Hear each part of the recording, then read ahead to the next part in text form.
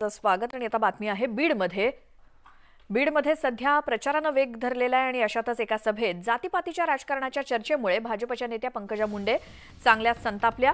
बीडच्या टाकरवन इथल्या सभेत थेट स्टेजवरती बसलेल्या सर्व नेत्यांना स्वतः माईक घेऊन आडनाव विचारलं।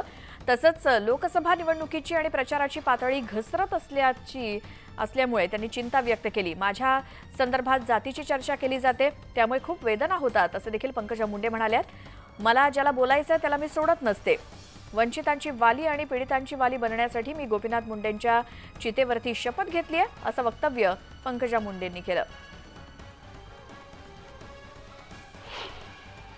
जातीवादी विषयावर व्यक्ती बोलत होता मी आणि कंटिन्यूअस फोन करून अवमानजनक हे मला वाटलं, म्हणून मला सहज आता डोक्यात वाटलं की इथून ते इथपर्यंत एकही नाव आणि मागेही नाव कोणत्याही बंजारी समाजाचं नाही। म्हणजे आता हे काय चाललंय निवडणुकीमध्ये, हे कुठे चाललंय ही निवडणूक, हे कुठल्या पातळीवरचे लोक आहेत, हे कोणी किरायाचे लोक आहेत का कोणी ठरवून करणारे लोक आहेत? कारण चांगले लोक तर हे माझ्याजवळ आहेत, हे खानदानी आहेत, हे सगळ्या जाती धर्माचे आहेत, हे सगळ्या विचारांचे आहेत, हे माझ्या बरोबर आहेत। मला असं वाटतंय की निवडणुकीची आणि प्रचाराची पातळी घसरत नाही ना चालली। आम्ही खूप ठरवलं की ही पातळी ठेवायची।